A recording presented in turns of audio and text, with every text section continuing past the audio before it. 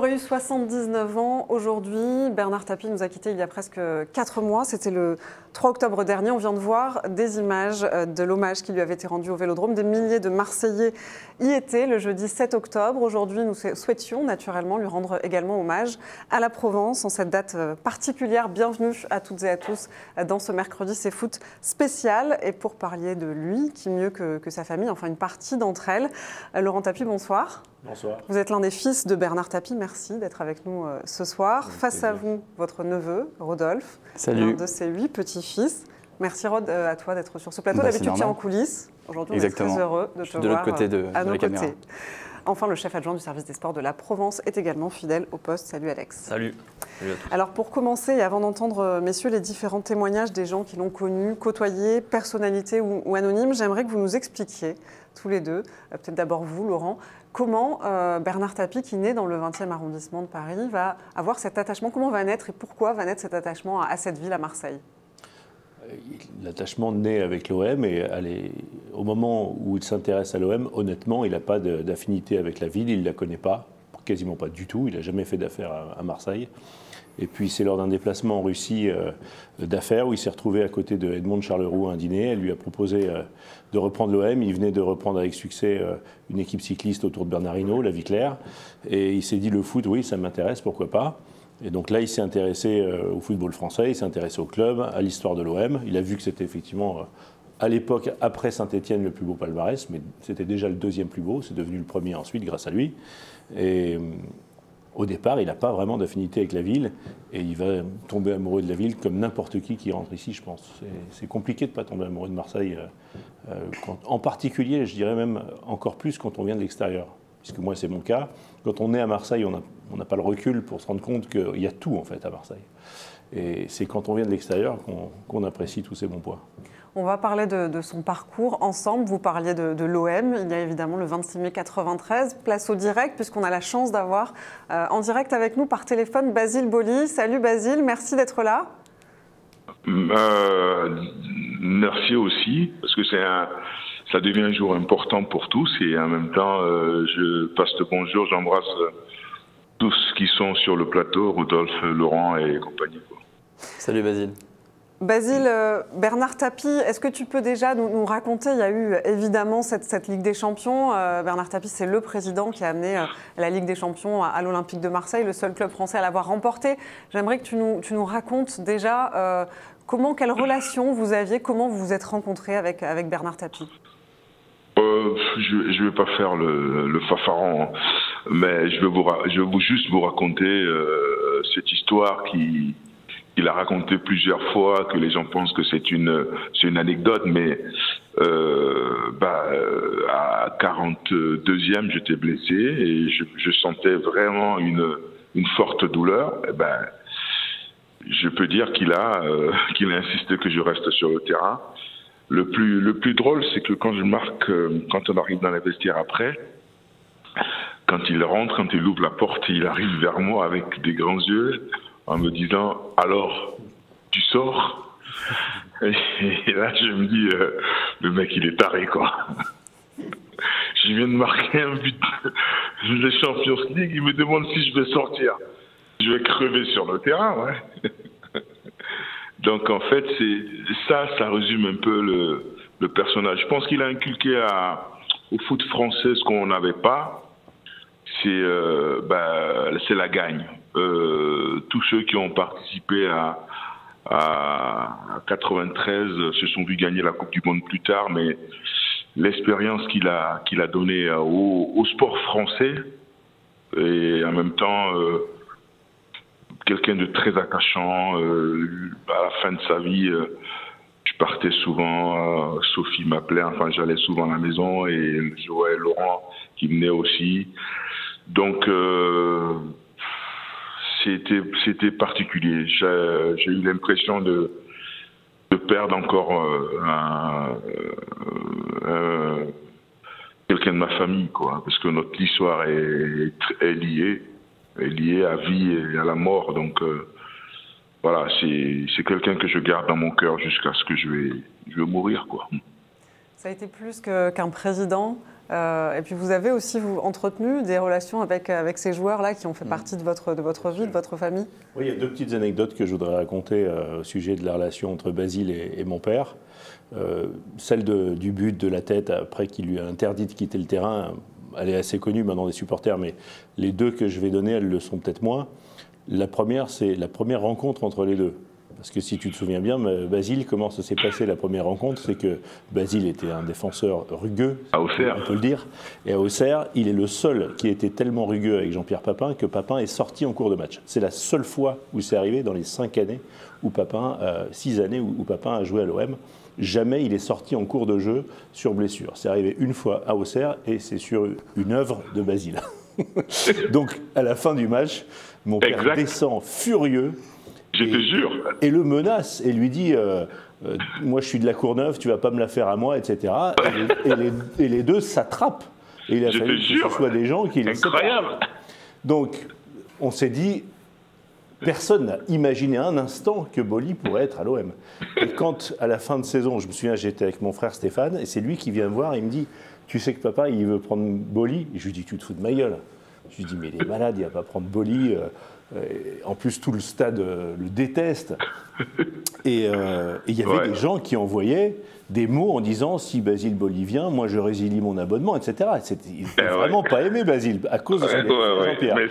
Et il est tellement fort que la saison même où il arrive, il fait une saison tellement exceptionnelle, notamment il met un but qui est resté numéro 1 du top but sur une reprise de volée incroyable de puissance et tout.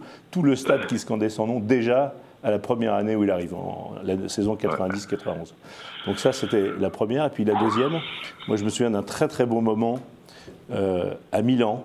Je ne dis pas lors du match de la finale, là, je parle à Milan, à Giuseppe Meazza, au stade du Milan AC, où juste avant le match, Basile était en train de sortir ses chaussures, moi j'étais assis à côté de lui, et mon père était assis à côté de Basile, et mon père s'est mis à prier. Je te jure, putain Laurent, c'est dingue que tu te rappelles de tout ça. Je me rappelle de tout, moi, Basile. Oh, et j'ai vu le regard de Basile qui regardait mon père. Et putain, j'ai vu, il s'est arrêté de parler et tout, et il le regardait d'une manière où j'ai senti que là, Basile, t'étais impressionné de voir à quel point il était à fond dedans, quoi. Pardon, Laurent, ce que tu viens de me raconter, et Carlos Moser me l'a raconté il y a 3 jours, quoi. En disant, avec son chapelet, il était à côté de nous, et moi j'étais là, je disais, mais attends, on va jouer un match, quoi. Et lui, on avait l'impression qu'il était, c'était un autre homme, quoi. Et tu sais, ce match, il y avait un bruit, c'était incroyable, le bruit qu'il y avait quand les 2 virages de Milan se renvoyaient les chants, Milan, comme ça, c'était fou. Milan était 2 fois champion du monde en titre des clubs, c'était vraiment l'épouvantail. Il n'y a pas l'équivalent aujourd'hui de ce qu'était Milan à l'époque. Il y a le Real Madrid il y a quelques années qui la gagne 3 fois de suite, qui est l'équivalent, mais là en ce moment il n'y en a pas qui est l'équivalent de ce qu'était Milan quand on les rencontre. Et c'est vrai que c'était tellement impressionnant. Quand à la 14e on prend un but, le stade se met en ébullition. Mon père et moi on était côte à côte, on s'est regardés, on était blancs, on s'est dit on va prendre 4-0. Et là on a fait peut-être un des plus beaux matchs dont je puisse me souvenir, en tout cas, de l'OM. Et je me souviens des images de Basile qui remobilise tout le monde à la 30e. Là, il fait des grands moulins avec ses bras pour dire « Allez, on y retourne !» Et puis voilà, on met un but là-bas qui est incroyable dans sa construction, dans sa réalisation. Et derrière, la deuxième mi-temps, on les a mangés. On aurait pu gagner 2-1, voire 3-1. Il y a Abedi qui fait un tacle à un moment qui finit sur le poteau. Un tacle offensif. On a fait un match extraordinaire et je trouve que le grand OM, il est né ce soir-là. Vous parlez de grand OM, il y a les spectateurs sur Twitch qui nous regardent, qui disent on t'aime Basile. Vous avez eu la sensation, Basile Boly, d'être rentré dans l'histoire avec et grâce à Bernard Tapie? Bah évidemment, parce que s'il n'y a pas de Tapie, il n'y a pas l'OM des grands soirs. Voilà, s'il n'y a pas de Tapie qui veut faire venir Maradona, qui fait venir presque toute l'équipe de France, quoi, c'est-à-dire de ma génération, Cantona, Deschamps, Sauzet, Desailly, non, s'il n'y a pas de Tapie, il n'y a pas ça, quoi. Merci beaucoup Basile d'avoir été avec nous sur ce plateau en direct. On va vous libérer. Merci de nous avoir accordé de votre temps et de vous être remémoré de ces anecdotes, de ces moments, de ces beaux souvenirs, en tout cas en votre compagnie. Laurent, merci beaucoup Basile. À très bientôt. Merci beaucoup. Rod, je me tourne vers toi. Alors toi, tu étais un petit garçon. J'étais petit. Hein. À cette époque-là, quel souvenir tu gardes de cette époque, de ces grands moments? Moi, ils m'ont vu grandir. J'étais un week-end sur 2 dans les vestiaires avec eux. Je me souviens d'une anecdote, alors c'est ce qu'on m'a raconté. Moi, je m'en souviens pas, j'étais petit. Mais Bolly me prenait sur ses genoux, il me disait, pour rigoler, alors Rodolphe, qui c'est qui a la plus grosse et tout. Des trucs comme ça, c'est ce qu'il me disait, c'est ce qu'on m'a dit. Hein. Je ne sais pas si c'est vrai. Mais voilà, c'est des petites anecdotes. Mais moi, ils m'ont vu grandir. Et du coup, c'est des moments qui restent à jamais gravés, quoi. Et j'ai toujours cette image de ce match où je fais l'entrée en 93, après qu'on soit champion d'Europe. Marseille-Lens. Et voilà, c'est un des plus grands souvenirs, quoi, que j'ai refait il y a... On se sent un petit garçon privilégié quand on est au milieu de... Il a cru qu'il allait jouer. Mais oui. Parce qu'il a compté les joueurs. Ça, j'ai déjà raconté quand même plein de fois, mais bon, c'est vrai que je m'étais un peu excité et je croyais que j'allais jouer. Du haut de mes... J'arrivais à la hanche de Deschamps et tout, tu vois, pourtant, mais bon, j'y croyais. Il y avait des joueurs qui t'impressionnaient plus que d'autres? À l'époque, t'as 5 ans, t'es pas... Ouais, mais non. Mais non, mais après, voilà, Deschamps, Barthez m'avait un peu marqué. Parce qu'il avait un maillot différent, peut-être, j'en sais rien, mais voilà, je sais que c'est des joueurs qui m'ont marqué, quoi. Alex, j'aimerais que tu nous resitues un petit peu le contexte. Laurent le disait tout à l'heure. Donc, Marseille, c'est venu avec Bernard Tapie, donc avec l'OM. Comment ça se passe? Parce qu'il y a eu le sport aussi avant l'OM, le cyclisme, la voile. Est-ce que tu peux nous les supporters marseillais, les amoureux de football se souviennent évidemment de Bernard Tapie, le gagneur, la Ligue des Champions 1993, tous les titres de champion de France dans ces années-là. Mais il y a aussi eu le cyclisme. Avec la vie claire, il est quand même le dernier dirigeant à avoir conduit un cycliste français au succès sur le Tour de France, c'est Bernard Hinault en 1985, et une équipe française à la victoire aussi avec la vie claire, Greg LeMond en 1986. Mais il y a aussi eu la voile, parce qu'il est détenteur du record il était détenteur du record de la traversée de l'Atlantique d'ouest en est, avec le Fosséa, ce mythique bateau. Donc c'était déjà un gagneur, quoi. Voilà, c'était un gagneur dans tous les domaines, et dans le domaine du sport, il s'y connaissait, il savait motiver les gens, il savait je dirais, je vais peut-être me tromper, mais je sais, est-ce que Didier Deschamps aurait cette culture de la gagne aujourd'hui s'il n'avait pas connu Bernard Tapie en tant que patron à l'époque? Il avait ce truc pour faire gagner les gens, et ça s'est matérialisé dans le cyclisme, dans la voile, et ça s'est matérialisé évidemment dans le football, et c'est là que l'explosion a eu lieu. Mais c'est ce que Deschamps avait dit quand il gagne la Coupe du Monde. Exactement. Ouais, c'est ça. Il a dit que ça n'aurait jamais pu se produire sans Bernard Tapie. Ouais, c'est ça. On est d'accord. Sa passion du sport en général, il vous l'a transmise aussi, j'imagine? Oui, tout à fait. Ouais. Lui aussi, je suis un mordu. On est une famille de sportifs, on a un besoin physique de faire du sport tout le temps. C'est ça. Et on est des compétiteurs. Ouais. C'est vrai que quand on fait du sport, on veut absolument gagner. C'est quelque chose que vous transposez aussi dans votre vie professionnelle ou pas? Oui, mais c'est particulier le sport. Je dois avouer que je suis moins énervé si je rate un contrat ou quelque chose que si je rate un but. Alors que pourtant les conséquences peuvent être pires, mais on se met dans des états dans le sport qui n'ont pas d'équivalent dans la vie professionnelle. C'est pour ça que je pense que les footballeurs professionnels, pour moi, c'est les plus chanceux êtres humains qui soient, parce qu'ils vivent des émotions qui sont les seuls à pouvoir vivre. Nous, en spectateurs, on en vit aussi, mais vous imaginez ce que c'est quand vous mettez un but en finale de Coupe du Monde, un truc comme ça. C'est hallucinant. Et pendant des années, on était tous les lundis, on allait au foot à Aubervilliers, à Puteaux, faire un 5 contre 5 à Five à Paris. Et généralement, on n'était jamais dans la même équipe, parce qu'on était presque les deux meilleurs. Et je peux t'assurer que les contacts avec Laurent, ils s'en foutaient. Hein. Oncle, neveu, il n'y a pas d'histoire, des coups d'épaule. Pas de famille. Puis le gabarit est un peu différent. Donc moi, je volais, mais on s'en fout, quoi. C'est vrai. Et puis on rentrait ensemble en voiture, après tout allait bien. Et votre père a fait aussi beaucoup de vélo, et même quand il était malade, il racontait, je me rappelle des émissions où il racontait justement qu'il faisait encore des allers-retours dans les maisons de campagne. Très longtemps. Longtemps après ses premières chimios, il continuait. Après, il se forçait, parce qu'au début, il le faisait par plaisir, parce que ça a toujours été son plaisir de faire du vélo. Après, il le faisait vraiment plus par discipline, parce qu'il considérait que s'il se laissait aller et qu'il ne faisait pas de sport, il allait mourir. Et je suis sûr qu'une partie de sa longévité, puisqu'il a tenu 4 ans, alors que normalement sur ce type de cancer avancé comme il était, les médecins prévoyaient 2, c'est en grande partie à cause de l'activité physique qu'il a faite et du fait qu'il prenait quasiment pas d'antidouleur, uniquement à la toute fin. Vous avez évoqué l'arrivée donc de votre père à l'OM. Ça a été un hasard finalement avec ce dîner avec Gaston Defferre et son épouse Edmond Charleroux, c'est ça? Tout à fait. Racontez-nous un petit peu. Non, ça a été le hasard et après, bon, le palmarès étant ce qu'il était, il a trouvé que c'était un beau challenge à faire. C'est-à-dire, si on lui avait proposé le Paris Saint-Germain à l'époque, ce qui était totalement inenvisageable, puisqu'en 86, PSG est champion de France, donc ils avaient besoin de personne, mais il n'aurait pas été intéressé, je pense, parce qu'il aimait bien remonter des marques qui étaient un temps des grandes marques. C'était plus ça, d'ailleurs, sa spécialité et ce qu'il aimait faire que de créer de zéro. En réalité, il a fait sa fortune uniquement en redressant des marques connues et pas en créant ex nihilo des sociétés.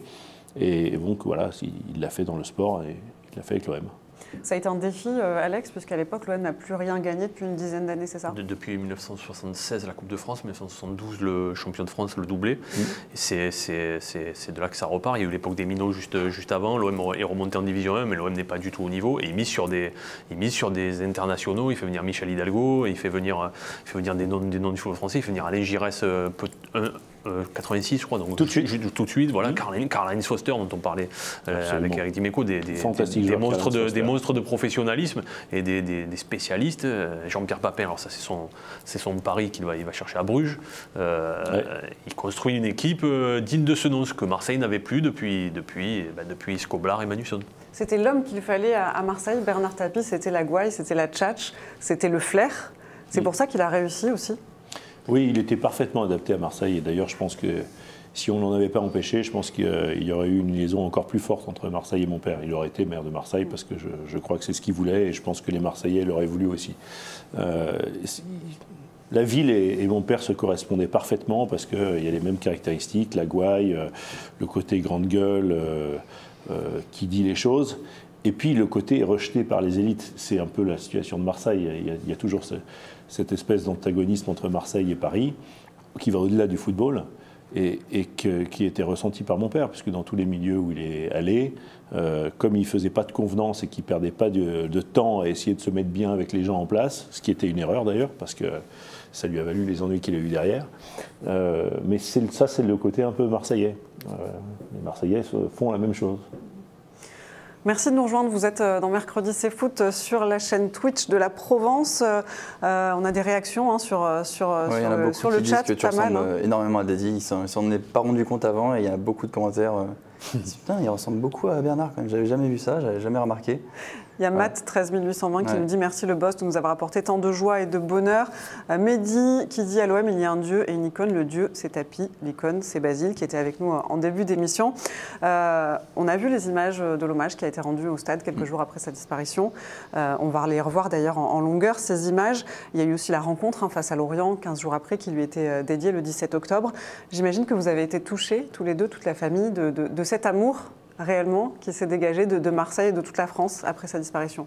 Ah oui, moi j'étais stupéfait parce que une première fois je l'avais vu quand on a annoncé qu'il était malade et qu'il y avait des banderoles dans la ville à plein d'endroits. Courage boss, tenez bon monsieur Tapie, enfin il y avait de tout et déjà ça nous avait surpris et touché énormément. Mais l'hommage le jour de l'enterrement était incroyable. On s'est vraiment rendu compte à quel point il était important pour les Marseillais. Quoi. Ouais. On le savait déjà, mais à ce point-là, on s'en est pas rendu compte. On a pris une vraie claque, une bonne.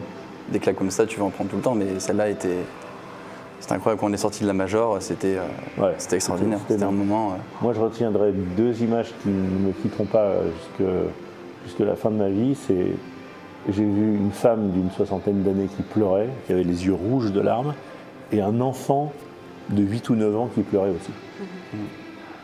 Alors autant la femme d'une 60aine d'années, déjà, de pleurer des gens qui ne sont pas de sa propre famille, c'est quand même rare, il faut vraiment avoir touché les gens pour ça. Mais quand c'est un enfant de 8 ou 9 ans, là, je n'ai même pas compris. Parce que ça veut dire qu'ils se sont vraiment transmis toute l'histoire pour qu'un enfant de 8-9 ans se mette à pleurer alors qu'il ne peut pas avoir connu mon père. Donc ça m'a vraiment marqué et c'était magnifique. C'est une transmission de passion. C'est propre à Marseille, quoi. Et propre à Dadi, à mon grand-père. Il nous a transmis cette niaque, cette hargne, et du coup, là, on le revoit avec. C'est reflété par les Marseillais aussi, quoi. Tu as donné, Rod, le coup d'envoi du match OM Lorient, remporté par les Olympiens ce soir-là.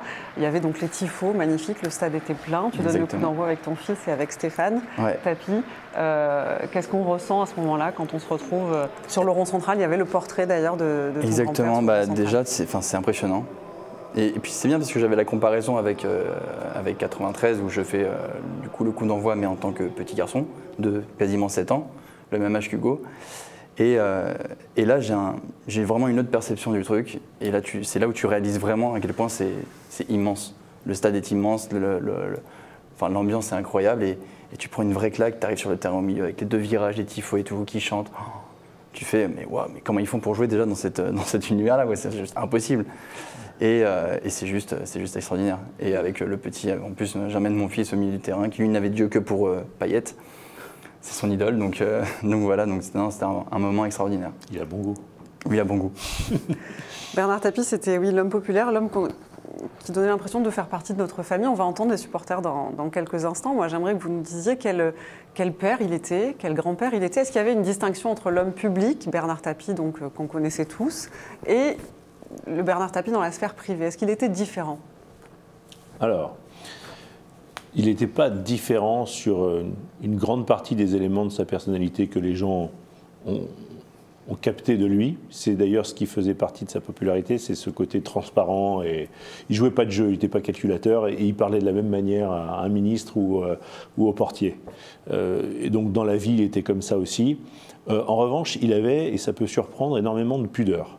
Donc il considérait qu'on n'expose pas ses sentiments et ses parties intimes. Et donc, il y a plein de facettes que les gens n'ont pas connues. Il y a un résumé un peu qui a tendance à se faire que c'est un gagneur, un mec qui extrêmement dynamique, qui avance. Mais ce côté-là, s'il est réel, a pu donner l'impression aussi que c'est à tout prix. On marche sur les têtes et il faut y arriver. Alors qu'il n'était pas du tout comme ça. Et il avait un côté tendre très fort. Ce qui n'empêche pas qu'il pouvait être très dur aussi. Hein. Donc il y avait cette ambivalence. Mais c'était vraiment quelqu'un qui avait énormément de cœur. Il y a très peu de gens qui savent qu'on a eu pendant un an et demi, une jeune fille qui était atteinte d'un cancer du poumon qui s'appelait Zora, qui vivait avec nous. Elle a été un peu comme ma sœur pendant un moment. J'avais 13 ans, elle en avait 15. Et personne ne l'a su, ça, par exemple. Et il n'aurait jamais voulu en parler en public. Ça ou d'autres choses du même ordre. Donc c'est en ça que les gens ne le connaissaient pas aussi bien que ça non plus. On va donner la parole aux supporters. Je le disais, Arthur Sorribas est allé à leur rencontre devant la commanderie, mais aussi lors du match face à Lille. Beaucoup d'émotions. Il nous parle de l'homme qu'il représentait pour eux, du président de l'Olympique de Marseille et de l'hommage qui lui a été rendu. Regardez. Bernard Tapie, avant tout, c'était surtout un grand homme. Rigolo, intelligent. Très charismatique aussi. Un mec franc, qui savait taper du poing sur la table. Il était naturellement un leader qui sait mener les gens vers sa cause. Un homme entier et qui faisait les choses à fond, peu importe où ça le menait. On a pu remarquer qu'il a réussi tout ce qu'il a entrepris. Tout ce qui touchait, il le transformait en or. Même jusqu'à la fin de sa vie, ça a été un modèle pour beaucoup de personnes, pour les gens qui sont malades. Le courage qu'il a eu durant la maladie, elle a été digne en fait toute sa vie. Donc pour nous, c'est vraiment une personne qui est un guide pour les supporters de Marseille et pour les Français en général. Il m'a fait rêver pendant 7 ans. Grâce à lui, l'OM a vibré. Il est arrivé à Marseille, il a dit la Coupe d'Europe, je vais la gagner. Il allait taper les joueurs, il allait taper de partout, il a failli faire venir Maradona. Quand il voulait qu'on gagne un match, il allait voir ses joueurs, leur disait « Prime à tout le monde, je veux ce match ». On avait le match. Et il a réussi. Il a mis Marseille à son apothéose, au plus haut rang. On a gagné quand même la Ligue des Champions avec lui et on est toujours le seul club en France à avoir cette étoile. Maintenant, avant qu'on ait un président comme on a eu avec lui, je crois qu'on peut aller battre des ailes. Je pense comme tout le monde, c'était un peu un membre de la famille, on va dire. J'ai pleuré 2 jours quand il nous a quittés parce que même si je ne l'ai pas connu, c'était un bon président. Ça s'est vu sur les hommages d'ailleurs, je pense qu'en France, ça a été jamais vu, je pense, pour un ancien président. On a amené son cercueil au stade. J'avais confectionné une banderole pour lui rendre hommage. C'était quelque chose d'émouvant, de fort. La musicienne qui était venue nous a touché en plein cœur et on a eu les larmes aux yeux. On l'a mis dans le cercueil au milieu du stade. Il y avait sa fille et son fils, ils étaient en train de chanter. Moi j'ai adoré quand je les ai vus. C'est sûr qu'il y a des gens qui ont trouvé ça peut-être un peu lourd d'en faire autant sur son décès, mais c'était à l'image de Bernard Tapie, c'était grandiose, quoi. On voit qu'il a marqué quelque chose et on a été là pour marquer le coup pour lui. Il fallait le faire parce qu'il a donné de son corps, de son âme et plus que ça même pour que l'OM réussisse. On fera jamais assez d'hommage pour cet homme qui a tant fait pour l'OM. Beaucoup d'émotions, et vous le disiez, vous voyez, même des jeunes qui ne l'ont pas connu, qui n'ont pas connu les belles années, les belles gloires de l'Olympique de Marseille. Tout cet amour encore des supporters, on en parlait, c'était touchant. Il y a eu aussi donc l'hommage à l'occasion de la réception de Lorient, je le disais, Marina Chiche qui a repris We Are the Champions au violon. Voilà, beaucoup d'émotions, et les gens gardent comme ça en souvenir cet homme qui a beaucoup fait pour l'OM. On a vraiment l'impression, et moi je vois quand je vais rendre visite à mon grand-père au cimetière, je rencontre souvent des gens, ils me reconnaissent, ils me parlent, et j'ai vraiment l'impression qu'ils ont perdu quelqu'un aussi de leur famille, et j'ai l'impression qu'on a été intégrés du coup. C'est un peu l'héritage qu'ils nous laissent derrière, c'est qu'on a été adoptés par toute la famille marseillaise, et je vois tous les jours dans les messages que je reçois sur Twitter et sur les réseaux sociaux, ou quand on était au stade le jeudi avant les obsèques à la Major.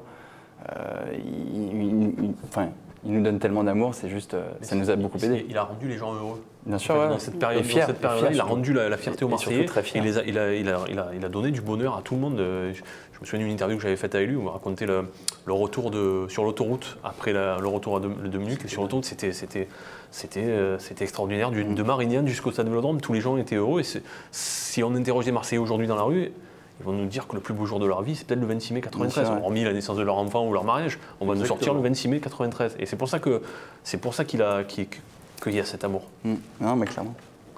Il y a une question pour vous, Laurent, de Sacha Noko, qui dit « Vu qu'il y a beaucoup de Bernard en Laurent, dans le fond et dans la forme, Laurent n'a jamais envisagé de s'engager dans un club. » C'est Sacha Nokovic. Dans un club, mais à quel niveau? En tant que dirigeant ou en tant que joueur? Probablement en tant que dirigeant. Non, parce qu'il faut des moyens. Il y a ça aussi.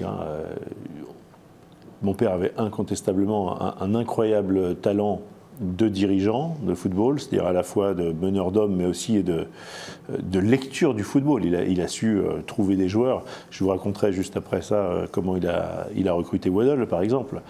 Mais il avait aussi des moyens.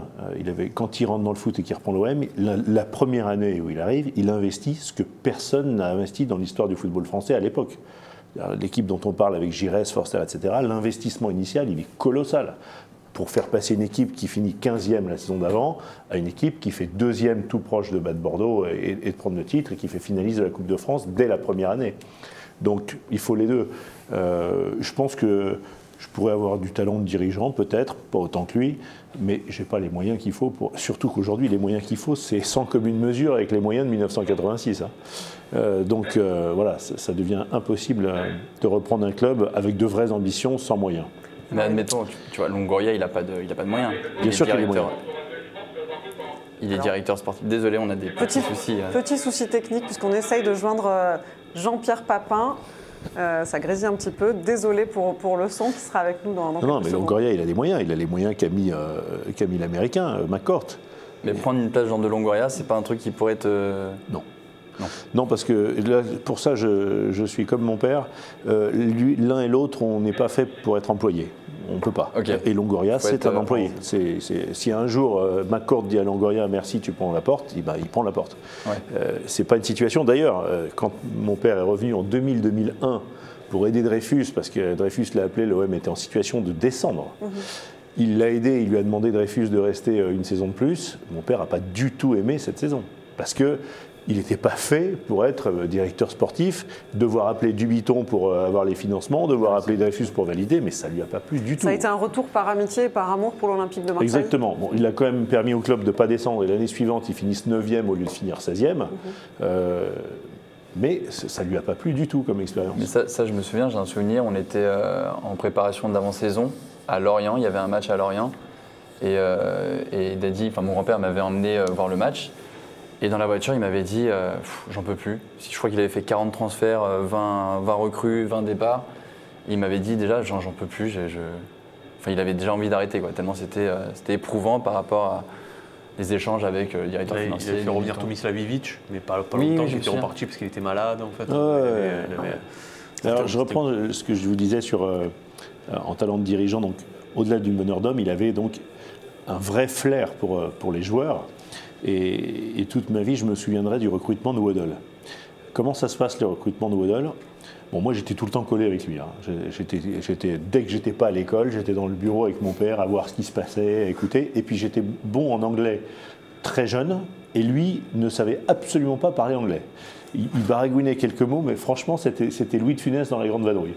Donc, rapidement, s'il devait avoir des échanges en anglais, il me demandait de faire l'interprète. Du coup, je l'accompagnais partout pour ça. C'était drôle d'ailleurs parce qu'au bout de 3 minutes, il ne voulait plus que je fasse l'interprète et il faisait avec son franglais, il faisait la suite parce que c'était trop long d'attendre des traductions.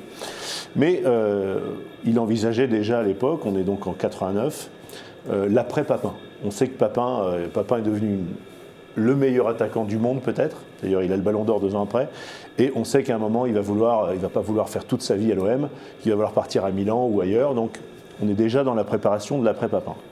Et un agent lui envoie une cassette vidéo d'un joueur qui était avant-centre de Tottenham qui s'appelait Walsh. Et on commence à regarder ensemble la vidéo. Donc là, je vous dis, c'est du vécu parce que je l'ai vu en même temps que lui, cette vidéo. Elle dure quoi, 20 minutes, et c'est 20 minutes d'action de Walsh. Au bout de 10 minutes, qu'on voit les buts, les actions, il me dit « Qu'est-ce que t'en penses ?» Je lui dis « Je trouve qu'il est bon, mais c'est pas Jean-Pierre, on n'est pas dans le même niveau. » Il me dit « Ouais, je suis d'accord avec toi. » La cassette continue, et elle se termine, et il me dit « Alors, toujours le même avis ?» Je dis « Ouais. » Il me dit « Non, t'es fou, c'est un monstre, il est exceptionnel. » Je dis « Ah bon, tu trouves qu'il est du niveau de Jean-Pierre, ce mec-là ?» Il me dit « Ah non, je te parle pas du 9, lui, il est nul. Je te parle du mec à droite avec le 10 et les cheveux longs. » Il dit « Celui-là, c'est un génie. T'as pas vu la balle au pied qu'il a, la vista qu'il a, mais ces cons d'anglais, ils savent pas l'utiliser. C'est ce joueur qu'il nous faut. » Il a vu la cassette une fois. Il l'a pas repassé, hein. Une seule fois. Dans la foulée, il me dit « Viens, on appelle Tottenham. » On a appelé Tottenham. J'ai fait la traduction. Il a appelé le président de Tottenham. Il lui a dit « Je veux le mec aux cheveux longs. » Donc je dis « The guy with number 10 on the back. » Il me dit il s'appelle Chris Waddle.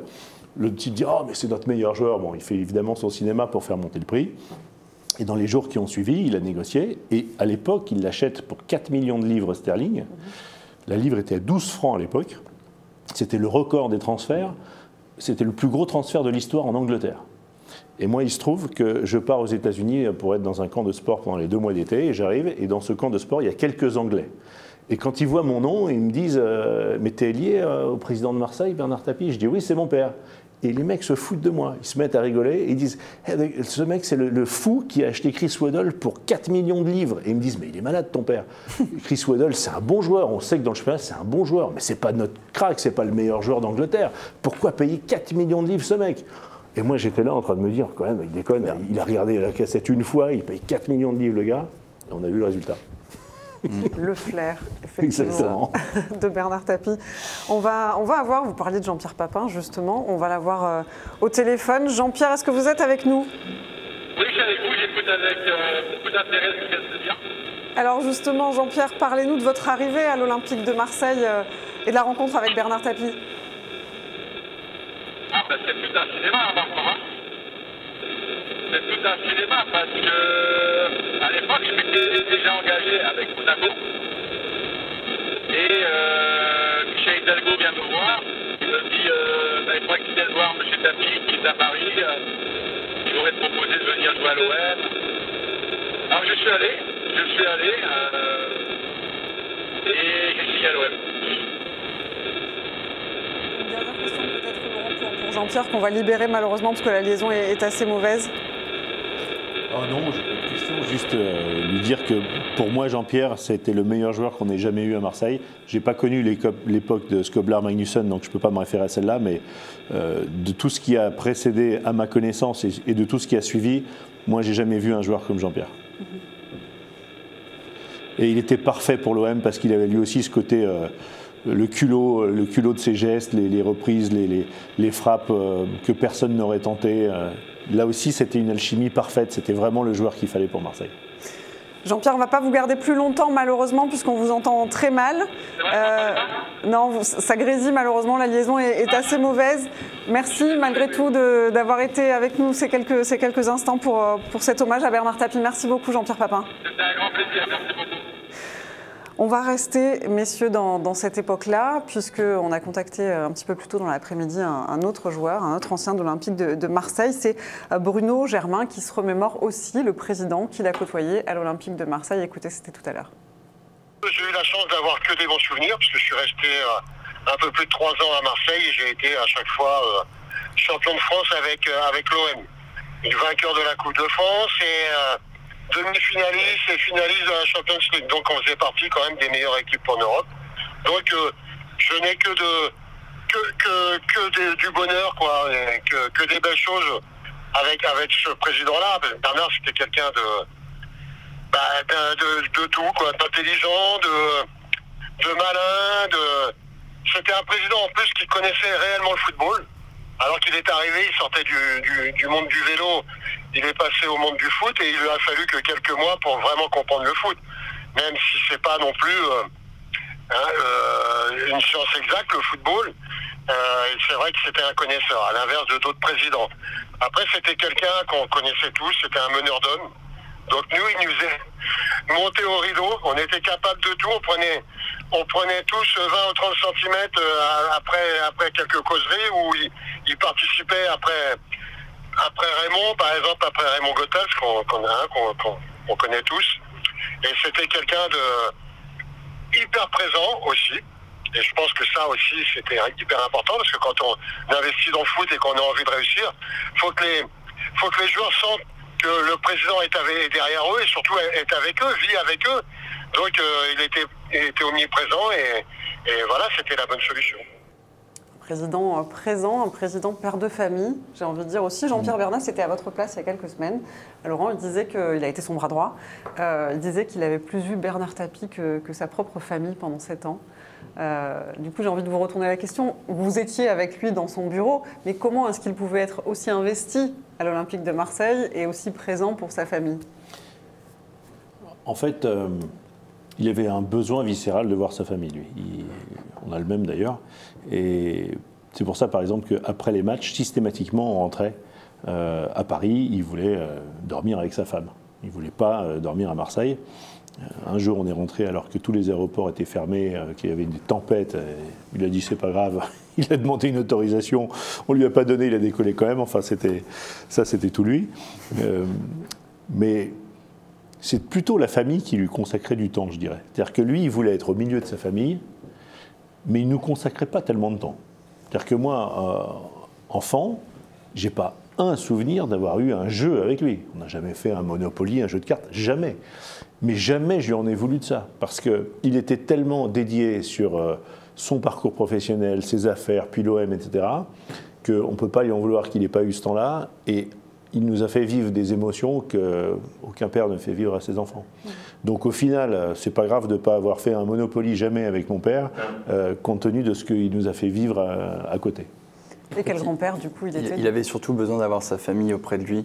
C'est pour ça qu'il nous a souvent tous regroupés au même endroit, au même point central, les Saints-Pères.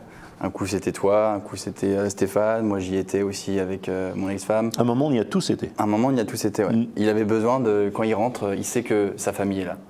C'est un papa poule, un grand-père poule, tout ce que tu veux, mais voilà, il avait besoin d'avoir tout le monde au même endroit et de retrouver les siens après un rendez-vous, après un match, après tout ça, quoi. Et dans sa réussite, il y a votre mère aussi qui a joué un rôle très important, en fait. Oui, je pense. Elle était le contrepoids, le point d'équilibre. Un pilier. Ouais, et puis ils sont à la fois similaires et très différents. C'est très étonnant comme couple. Parce que sur les fondamentaux, ils sont similaires. Ils ont le même côté aventurier, le même côté peur de rien, très solide, etc. Après, sur la façon d'être, la façon de vivre, ils sont à l'opposé. C'est-à-dire que lui, il s'en fout des convenances, il n'était pas poli. Et elle est à l'opposé de ça. Et ça aidait parce que ça contrebalançait un peu. Il a fallu qu'elle dégrossisse et qu'elle polisse le diamant, quoi. Parce que c'est vrai qu'il avait toutes les qualités qu'on lui connaît dès son plus jeune âge, mais c'était un sauvage. C'est quelqu'un qui venait du 9-3 de la banlieue. Donc, il n'avait aucune convention. Aucun tact. Aucun tact. Il n'en a pas eu même il après. Jamais eu, mais bon, au moins, elle lui a permis un peu d'arrondir les angles, ou souvent, elle repassait derrière. C'est-à-dire que le nombre de fois où il y a eu des clashs ou des trucs comme ça, et c'est ma mère qui derrière refaisait le travail pour que les choses se tassent. Donc voilà, ça faisait une très belle équipe. C'est un homme qui s'est fait tout seul aussi, vous l'avez dit. Il y avait une fierté aussi. Oui. Oui. Oui, il était fier de ce parcours, il Oui. pouvait l'être. Donc honnêtement, oui, il était fier de son parcours. Moi, je me souviendrai toujours, je ne sais pas si c'était là, c'était à Saint-Tropez il y a 2-3 ans, quand Paris était en finale de Ligue des Champions. Et c'était un matin, je me réveille, un peu fatigué, et il y avait une double page dans l'équipe sur l'épopée 91-93, quelques jours avant la finale de Ligue des Champions de Paris. Et il avait scotché la double page sur la table de petit déjeuner et tout. Moi j'arrive, je regarde, je fais ok, cool. Après je suis sur mon téléphone, je mange, et lui il arrive, il dit alors t'as regardé Non. Bah vas-y regarde, toujours sur ton téléphone. Ok d'accord. Ok, je regarde, je fais ah ouais c'est bien. Il était trop fier d'avoir sa double page de l'équipe sur 91-93, la victoire, etc. Il avait toujours cette fierté de tout ce qu'il a fait, tout ce qu'il a entrepris et tout. Vous parliez tout à l'heure, vous disiez que c'était à la fois quelqu'un de tendre, mais qui savait être dur. Éric Dimeco, la semaine dernière, à votre place, disait qu'il savait se faire écouter, respecter. Quand il n'était pas là, c'était un peu Club Med, en gros, je reprends ses mots. Mais voilà, dès qu'il arrivait dans le vestiaire, tout le monde se taisait, tout le monde l'écoutait. C'est vrai. Ouais. Oui. En fait, sa théorie, c'était de dire que en fait, tous les gens se comportent comme des enfants plus ou moins âgés. On est des enfants, puis on devient des adultes, mais les enfants qui sont en nous ne meurent jamais. Donc la façon de manager les gens, il dit, ça s'assimile à comment on gère des enfants. Et il dit le meilleur moyen de gérer des enfants, c'est quand il y a un papa et une maman. Il n'y a rien de mieux que d'avoir les deux quand même. Et c'est ça qu'il a toujours voulu faire à l'OM. Et il disait, moi je suis le papa, et il me faut un entraîneur qui soit la maman. C'est pour ça qu'il n'a jamais pu envisager de prendre des entraîneurs qui eux-mêmes étaient des entraîneurs durs. Il n'aurait pas pu avoir un binôme avec un Mourinho par exemple. Parce que Mourinho, il peut faire à la fois le père et la mère. Donc lui, il prenait, avec des rôles qui étaient clairs, un entraîneur qui est le gentil, qui va cajoler les joueurs. Avec Gilly, ça fonctionnait super bien, parce que Gilly avait ce côté presque maternel avec les joueurs, et Goethals aussi.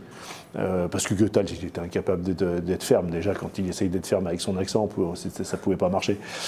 Donc ce duo-là aussi, ça fonctionnait bien, d'avoir l'entraîneur qui passait la semaine avec les joueurs, etc., et le dur qui venait pour mettre tout le monde au garde à vous juste le week-end. On va l'entendre, Éric Dimeco, il n'a pas pu être présent malheureusement puisqu'il est sur RMC en ce moment même, mais il a enregistré une petite vidéo qu'il nous a envoyée, écoutez-le. Salut à tous, écoutez, je peux malheureusement pas être avec vous à cause du boulot, mais je tenais quand même à vous laisser un petit message en ce jour particulier, et donc voilà, je passe fort à vous tous. On passe fort à Bernard et du coup on se remémore un petit peu tous les bons moments qu'on a passés ensemble. C'est difficile d'en sortir un. Hein.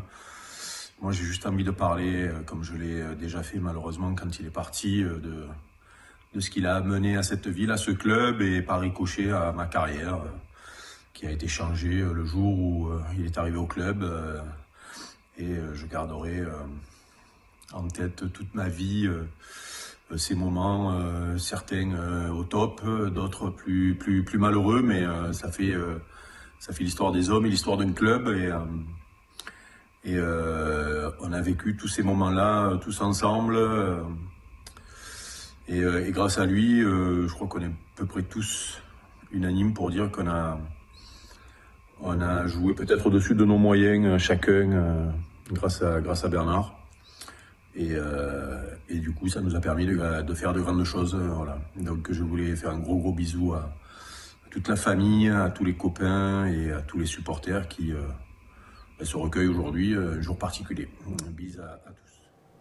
Merci beaucoup à Éric Dimeco qui a tenu à nous laisser ce message. Il a rencontré aussi des joueurs, des entraîneurs qui avaient aussi des grandes gueules. Je pense notamment à Roland Courbis, qu'on va entendre d'ici quelques instants, qu'il a côtoyé. Il a inspiré aussi beaucoup de monde dans le monde du foot. Qu'est-ce que vous garderez au final, enfin je m'adresse à toi, Rod, parce qu'on vous a entendu, Laurent, qu'est-ce que tu garderas, toi, de tout ça, de ton parcours dans le monde du foot? La réussite, il a changé les codes, il a apporté un vent nouveau, il avait un temps d'avance sur tout le monde.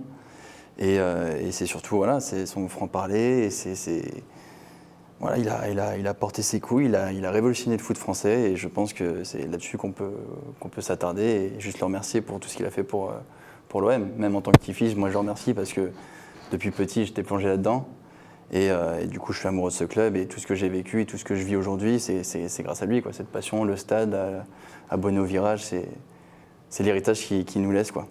Comment il expliquait que personne n'ait réussi après lui en fait? Parce que c'est vrai que lorsqu'on parle de l'OM aujourd'hui, c'est Bernard Tapie, quoi. C'est peut-être une mauvaise gestion des clubs en France en général. C'est peut-être aussi les problèmes d'écart de financement avec les clubs étrangers. Lui, comment il l'expliquait comme ça, lui, en fait, quand vous en discutiez, vous? Je ne discutais pas trop avec lui, je pense que tu en discutais un peu plus. Il y a deux choses. Il y a l'échec des dirigeants et puis il y a l'argent. Encore une fois, les deux sont indissociables. Il y a eu des moments où l'OM, après Tapie, avait un effectif énorme et avait la capacité de faire des grands résultats. Il y avait un déficit de management. Robert Louis Dreyfus avait des grandes qualités d'homme d'affaires, mais ce n'était pas un grand meneur d'hommes, il n'était pas charismatique, il n'arrivait pas à vraiment entraîner les joueurs vers un objectif commun, à les porter. Donc il y avait ce déficit-là. Après, c'était un déficit d'argent. Le seul qui fasse exception à cette règle-là, c'est le PSG. Et eux, le PSG ne la gagnent pas et ne la gagneront jamais tant qu'ils n'auront pas un vrai dirigeant amoureux de foot. Leur problème, il est là, c'est qu'ils ont l'impression qu'un club de foot, c'est comme une marque de luxe, qu'il suffit de mettre des grands noms, Messi, ça ne marche pas comme ça. C'est une alchimie à trouver dans le groupe, c'est un équilibre à trouver dans le groupe, et c'est un président qui ne va pas demander des autographes aux joueurs. Voilà, donc tant que le PSG sera ça, ils ne seront pas champions, et c'est pas grave. Et sur toutes les dernières années, il regardait encore les matchs en tant que supporter numéro 1 de l'OM. Je sais qu'il nous appelait de temps en temps pendant les matchs, avec Jean Lombardosi, le chef des sports. Il commentait le match comme s'il y était. Oui, d'ailleurs, je peux vous dire que regarder un match de l'OM ou même de n'importe quelle autre équipe, en particulier de l'OM avec lui, c'était pas de tout repos, hein, parce qu'il parlait de la première à la dernière minute. Et en général, 80% du temps, c'était négatif. En critiquant ou l'entraîneur ou le joueur, il n'était pas content tout le temps. Il s'y coupe pas avant la fin. S'il coupait pas avant la fin. Ah bah ça, c'est si on perdait, s'il y avait 2-0 contre l'OM, il arrêtait. Ouais. Il disait bon, ça me fait trop chier de voir ça. Il était malheureux, mais malheureux quand il voyait l'OM mal jouer en disant regarde ce qu'on était et regarde ce qu'on est, quoi. Ça le rendait fou, quoi.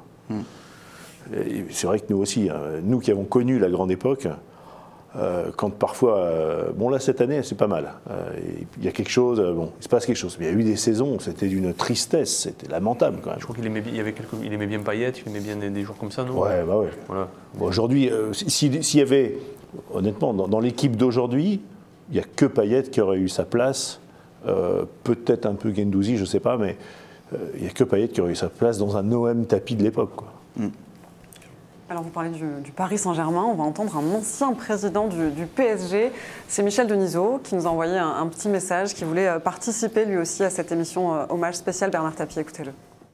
Oui, bonsoir, merci de m'associer à cette journée avec pas mal d'émotions, puisque Bernard Tapie dans ma vie a compté comme dans la vie de beaucoup de gens, d'une façon un peu particulière.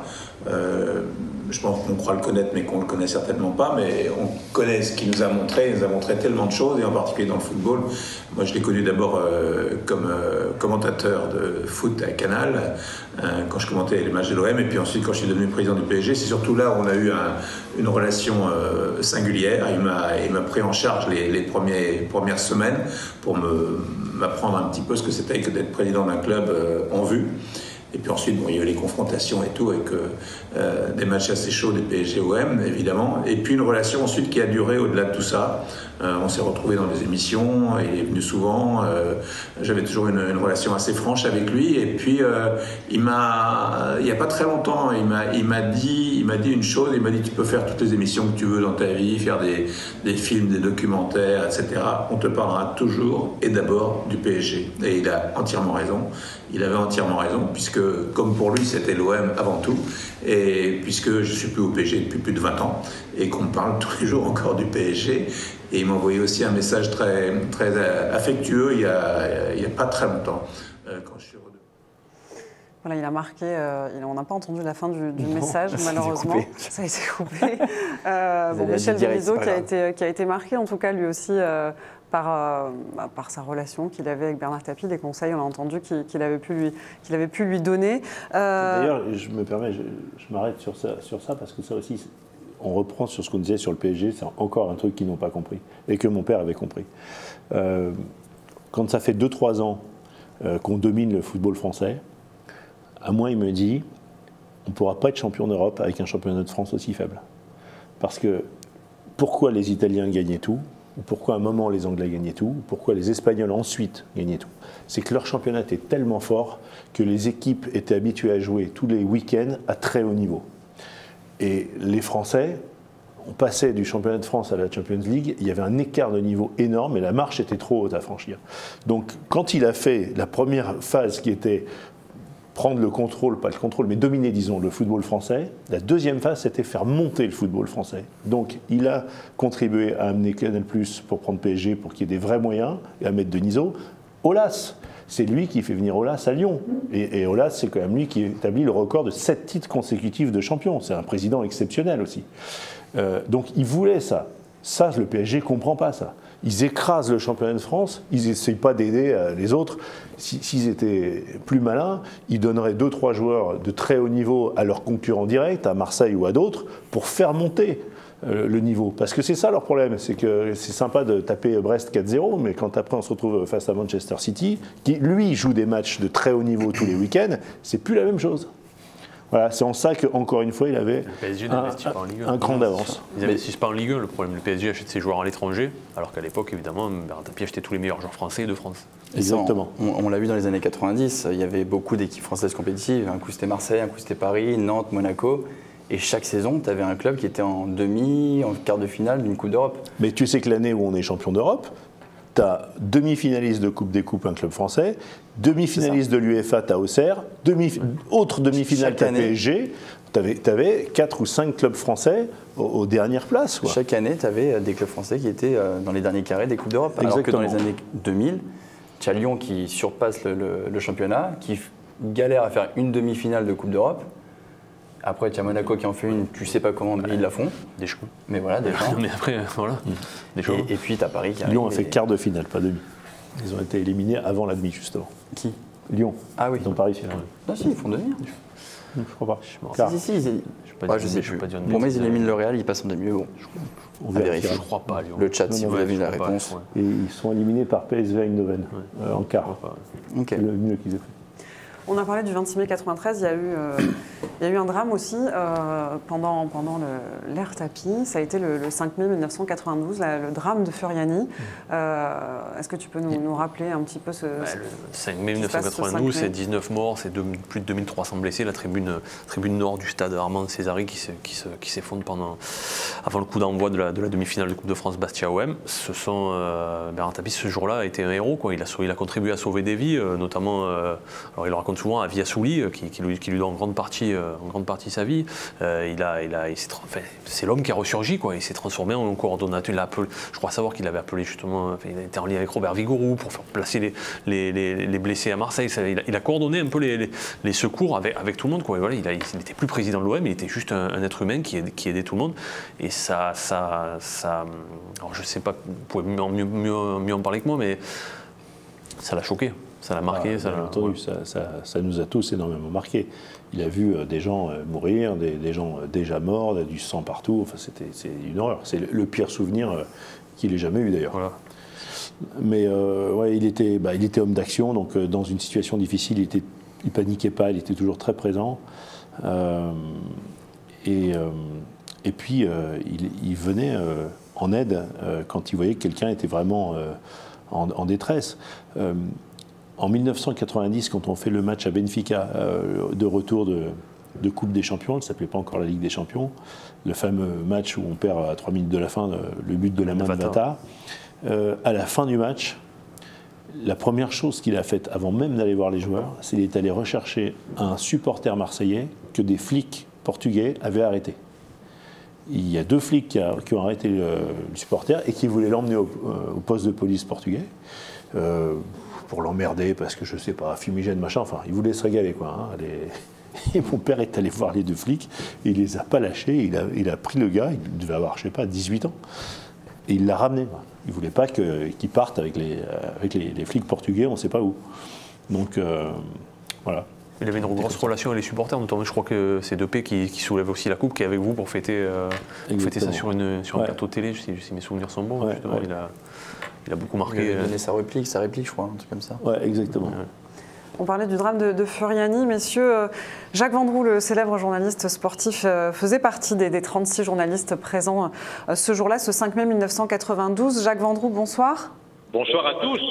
Merci beaucoup d'être avec nous. Alors, commencer par ce drame, c'est pas la meilleure manière de commencer à parler de Bernard Tapie, mais quel souvenir vous aviez de son attitude, justement? Est-ce qu'il était là, oui, en héros, un petit peu, ce soir-là, prêt à aider, sur la pelouse, à aider les victimes, à être aux côtés des secouristes? Vous vous souvenez de ce soir-là, de son attitude de ce soir-là?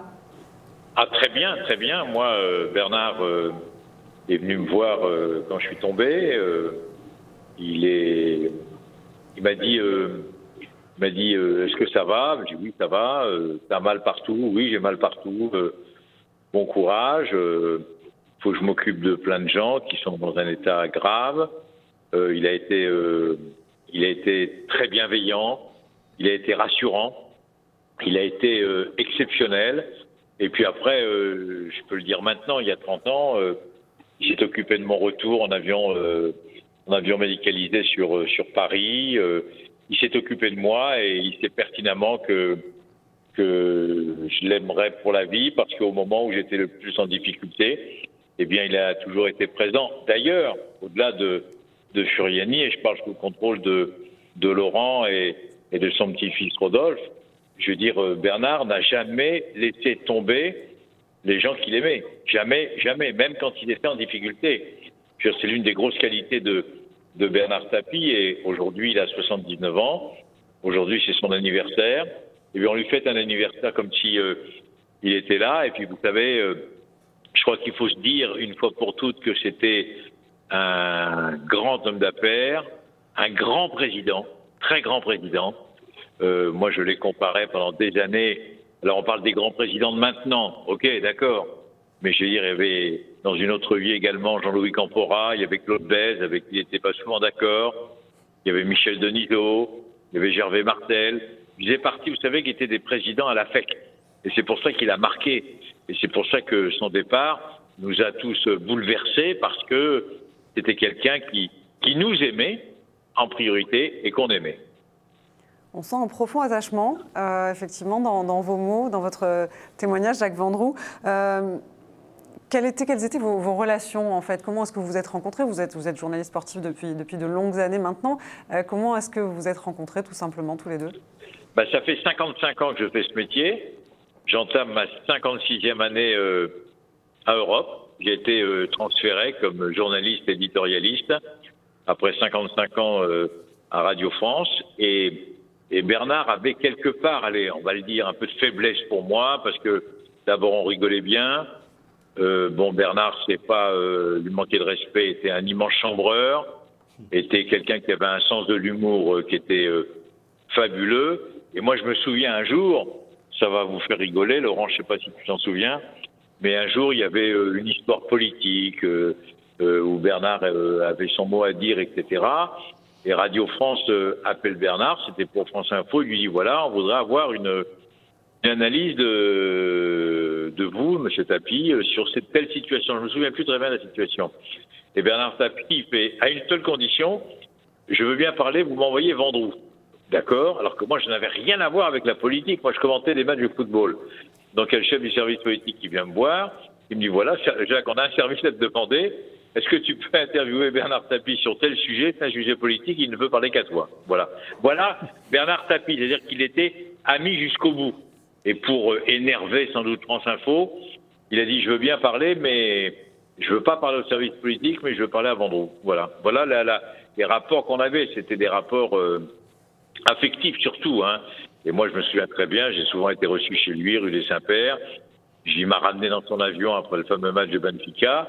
Bon, on a passé des moments exceptionnel, vraiment exceptionnel. Et c'est pour ça que j'ai toujours de la faiblesse pour lui et qu'aujourd'hui, il ne faut pas inverser les rôles. Moi, je suis très content de participer modestement à cette dédicace sur Bernard à l'occasion de son anniversaire. Il y a une proximité, Jacques Vendroux, qui n'existe plus maintenant. On parlait de l'attachement de Bernard Tapie aux supporters, mais voilà, cette proximité dont vous parlez, elle est plus possible aujourd'hui?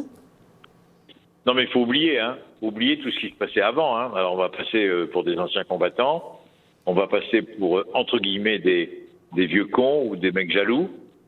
C'est vrai que la période de Bernard, la période de tous les présidents dont je vous ai parlé tout à l'heure, bon, je veux dire, n'existe plus. Je veux dire, on avait besoin d'une interview de Bernard Tapie, puisqu'on parle de Bernard aujourd'hui. Bon, on l'appelait directement et vous donnez rendez-vous, soit chez lui, soit dans ses bureaux, avenue Friedland, où ça durait un quart d'heure, et puis c'est tout. Et puis on avait l'interview. Mais ça, c'est pour ça qu'on avait des rapports, je veux dire, qui étaient exceptionnels, parce que justement, la proximité se faisait immédiatement. Et moi, je me souviens qu'il adorait Thierry Roland. Il était d'ailleurs à nos côtés, à la demande de la femme de Thierry, à l'enterrement de Thierry. Bernard n'a jamais laissé tomber les gens. Voilà, c'est tout. Moi, j'ai eu la chance de l'avoir au téléphone 3 ou 4 semaines avant son départ. C'est tout juste, il m'a pas demandé des nouvelles de ma famille. Vous voyez, mais il était comme ça. Ouais, il était comme ça. Merci beaucoup, Jacques Vendroux, pour vos mots, pour votre témoignage, votre participation ce soir. J'embrasse, je sais qu'il y a des nombreux membres de sa famille, dont Laurent, dans le studio. Eh bien, je les embrasse tous affectueusement. Voilà. Pareil, on t'embrasse. Merci Jacques. Beaucoup, Jacques. Merci beaucoup. À bientôt. Là encore, des mots très forts, beaucoup d'émotions de la part des gens qui l'ont côtoyé, des médias aussi. Merci beaucoup. Il aimait vraiment tous les gens du football. Thierry Roland, Jean-Michel Larquet, Vendroux, Sacomano, Thierry Gilardi. Tout ça, c'est des gens qu'il aimait bien. Il aimait beaucoup Ménès. Il était triste que Pierre Ménès soit plus au Canal Football Club. Alors après, est-ce que c'est justifié ou pas? Ça, c'est un autre sujet. Mais en tout cas, ça lui manquait d'avoir quelqu'un comme Ménès qui mâchait pas ses mots, qui avait un avis très fin sur le foot. Et voilà, il aimait les gens qui étaient des connaisseurs et des passionnés. Et d'ailleurs, quand je disais tout à l'heure que dans son retour à l'OM en directeur sportif sur l'année 2001, c'est pas simplement le fait qu'il n'était plus le seul décisionnaire qui lui plaisait pas, c'est que le foot lui-même avait changé, et notamment les rapports avec les joueurs.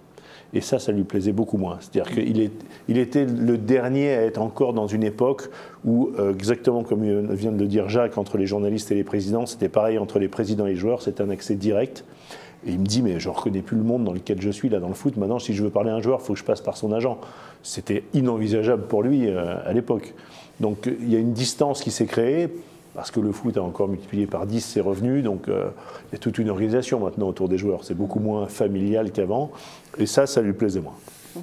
Quand ça s'arrête, l'OM en 94, c'est quoi? C'est un déchirement? Ça s'arrête en 96. 96, pardon. En 96, ouais, c'est un déchirement total. Et ça s'arrête parce qu'il a compris que s'il restait, c'était le club qui allait en pâtir. En fait, si on rappelle un peu, après l'affaire OMVA, en 94, fin de l'année 94, la Ligue décide de nous rétrograder en Ligue 2. On va en Ligue 2, on gagne la Ligue 2. Ah non, j'oublie un épisode. Ils nous rétrogradent en Ligue 2 et en plus, ils nous disent « Ah mais oui, mais là les comptes sont dégueulasses, forcément, il n'y a plus de recettes de Ligue 1 avec des contrats de joueurs de Ligue 1. Donc on vous interdit de recruter. » Donc là, ils se disent « Il est mort, il est en Ligue 2, il ne peut pas recruter. » Il arrive à faire une équipe qu'avec des joueurs libres, comme Tony Cascarino qui va chercher en Irlande, qui était libre de contrat, qui fait meilleur buteur de la Ligue 2. Il fait une équipe de malades, il prend des anciens, Marcel Dib, qui a fait une saison, un mec fantastique, Dib. Fantastique, un leader, extraordinaire joueur. Il gagne la Ligue 2. Ah maintenant, mais les comptes ne sont pas bons, on vous interdit de remonter en Ligue 1. Donc là, il a dit, bon, c'est pas la peine, tant que je serai président, c'est le club qui va en souffrir, donc voilà, je m'en vais. Mais cette équipe de la première année de Division 2, c'est une des équipes qui a le plus plu aux supporters. Avec Amada Jambé, Wakuboué qui est décédé aujourd'hui. C'était incroyable. Marc Libra, il y avait. Libra, il faisait marquer des buts. Voilà, c'était du cœur, il y avait de la. C'est ça. Il avait réussi à concocter une équipe. Je ne sais pas si tu te souviens, mais on passe plusieurs tours de Coupe d'Europe avec cette équipe. On perd contre Galatasaray, Sion et Olympiakos. Olympiakos qualifié contre Olympiakos et élimination contre Sion. Mais avec un stade en folie, c'était encore, malgré le fait que ce soit la Division 2, c'était une belle époque. Et il y avait aussi, c'est des journalistes, Mario Albano nous raconte, il y avait aussi la joie des clubs de Division 2 d'accueillir l'OM. C'est-à-dire que c'est ça, c'était des Charleville, c'était la fête. La fête tous les 2 semaines quand on accueillait l'OM dans ces stades-là. Et cette année-là, on fait un match amical contre la Juventus de Turin, qui est championne d'Europe, et on leur colle 2-0. 1-0 ou 2-0, je me souviens, mais incroyable. J'étais au match avec un copain à moi qui est un de mes meilleurs amis, qui est italien, qui m'a dit, bon, ce soir vous allez prendre 2-3-0. Le PSG avait pris en Super Coupe d'Europe. Je vous avoue que j'ai gardé la cassette et quand j'avais pas le moral, de temps en temps, je me la passais. 6-1 à Paris. À Paris, au match aller, il leur colle 6-1. Et cette équipe-là, on arrive avec une équipe de Ligue 2 à les battre. Bon, ils sont venus en jouant tranquille, mais quand même. Tu viens des guignols de l'info suite à ce 6-1 C'était premier set, non, un truc comme ça. Il mettait Denisot avec un truc sur la tête parce qu'il avait honte. Avec, comment il s'appelle, l'ancien entraîneur de Paris là. Arthur Georges? Non. C'était Arthur Fernandez qui arrive, qui explose de rire parce qu'apparemment je crois ouais. Oh oui, qui arrête pas de dire oh Michel, Michel, ouais, je me souviens de ça. C'était extraordinaire.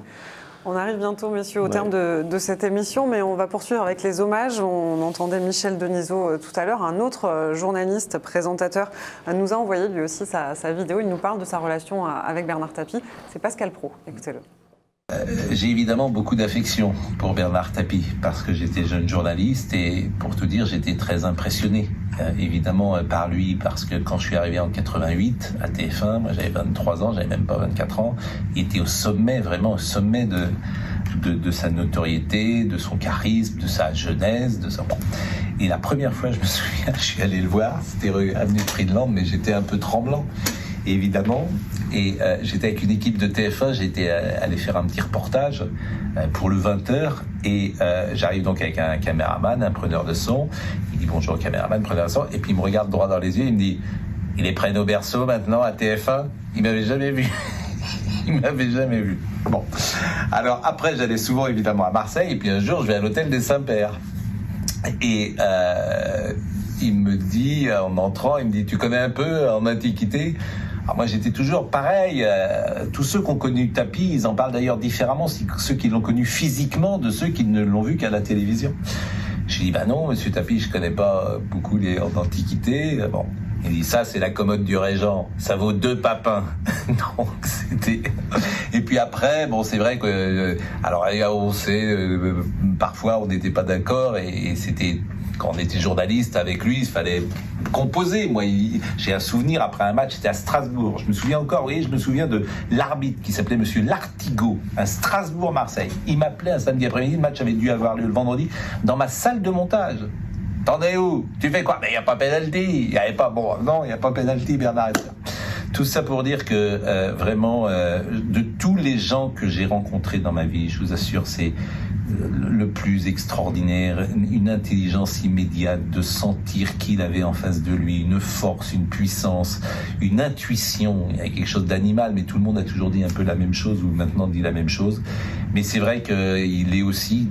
Oui, j'étais jeune dans mon cœur, d'une certaine manière. Moi, je me souviens de 93, Munich, sur le terrain. J'adorais cette équipe de Marseille. J'adorais l'équipe de 89 aussi, qui avait fait le doublé avec Papin. J'adorais cette équipe, ce départ de l'OM. Donc, je pense à lui aujourd'hui. C'est un jour particulier puisqu'effectivement, c'est le premier anniversaire où il n'est pas là. Donc, je pense à lui comme je pense à sa famille. Voilà pour les propos de Pascal Praud, qu'on remercie évidemment pour ce message et ces anecdotes très proches lui aussi de Bernard Tapie. Merci de nous suivre, on arrive bientôt au terme de cette émission spéciale en hommage à Bernard Tapie en ce jour anniversaire. Je voudrais juste lire les messages un petit peu. Il y a Stéphanie qui dit merci pour cet hommage à jamais dans nos cœurs, il est notre étoile, Stéphanie d'Alsace. Et Laurent qui demande, Alexandre, avez-vous des nouvelles sur les hommages prévus pour Bernard Tapie? Qu'en est-il de la statue devant le stade, du nom de tribune éventuellement? J'ai pas eu de nouvelles. J'ai pas eu de... Stéphanie d'Alsace, vous la remercierez parce que je suis allé sur sa tombe tout à l'heure et j'ai vu une petite couronne avec écrit Stéphanie d'Alsace. Donc je suis sûr que ça doit être elle. C'est probablement elle. Et c'est un très très beau geste et qui nous a beaucoup touchés. Justement, l'hommage des Marseillais le jour des obsèques à la cathédrale de la Major. Ça fait quoi de voir tout un peuple comme ça derrière qui... On a l'impression que le stade était venu dans la ville, en fait, c'est ça. Pour lui dire au revoir. C'était incroyable, on l'a dit tout à l'heure. Hein. On ne s'attendait pas à une ferveur à ce point-là. C'était grandiose. C'était magnifique. Grandiose Et surtout en sortant, quoi, ils étaient là à chanter. Moi, j'ai pris mon fils dans les bras, j'étais vraiment face à eux. Et pour que lui, de ses 7 ans, qu'il se rende compte de ce que c'est, de ce que représentait son arrière-grand-père pour lui. Et depuis, il est hyper intéressé, il pose plein de questions, il me dit tout le temps Daddy maman, qu'on allait voir tout à l'heure. Il est hyper imprégné par ce qui s'est passé et par tout ça. Mais ça, c'est quand même la force du football, on peut dire ce qu'on veut. Il n'y a pas une autre activité humaine qui génère ça, pas une. Ce qui se passe avec mon père là, ce qui s'est passé, c'est ce qui s'est passé à Naples avec Maradona. Je ne sais pas si vous vous souvenez, mais quand Maradona est mort, mais c'était incroyable. Il y avait, je sais pas, 60, 80 000 Napolitains dans les rues avec des fumigènes, et tout le monde et les gens au balcon qui se sont mis à chanter Diego, Diego. Moi, ça m'avait mis la chair de poule. Il n'y a que le foot qui donne ça. Mais est-ce que vous attendiez à une telle ampleur, en fait? Non. Oui. Non. On va en terminer avec ces images, on va en profiter de ces images, beaucoup d'émotions qui en ressortent aussi, voilà, les tifos, les affiches qui étaient au balcon dans les rues de Marseille. On va entendre pour clore aussi la page olympique de Marseille, un homme qu'il a côtoyé, j'en parlais tout à l'heure, c'est Roland Courbis qui a été entraîneur à l'OM, mais après le départ de Bernard Tapie, nous accordait quelques minutes d'interview de son temps tout à l'heure en début d'après-midi, écoutez-le. Il est question qu'ils viennent à Marseille, mais c'est pas encore sûr.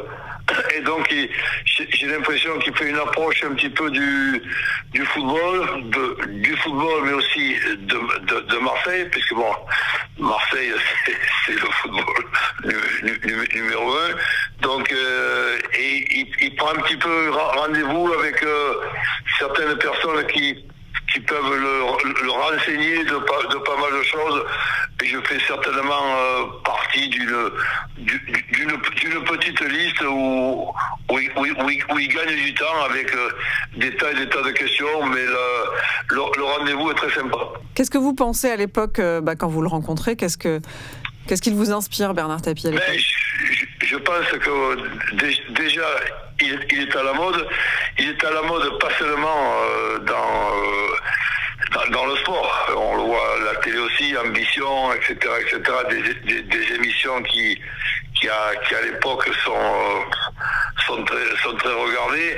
Et c'est un petit peu un exemple de réussite avec toujours ce qu'on lit, il récupère une entreprise pour 1 euro et puis pour 1 franc à l'époque, et puis il arrive à tout régler, et etc.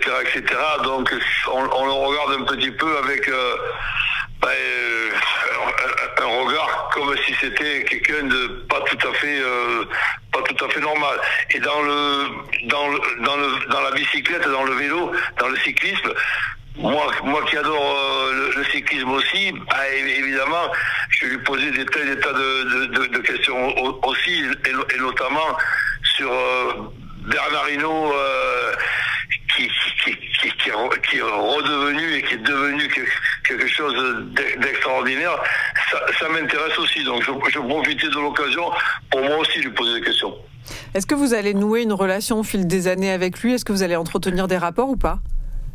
Oui, complètement. Après, bon, avec certains accrochages, puisque je dirais que c'est difficile aussi de ne pas s'accrocher avec Bernard à l'époque, mais comme l'intelligence reprend toujours le dessus, ça n'allait jamais très loin.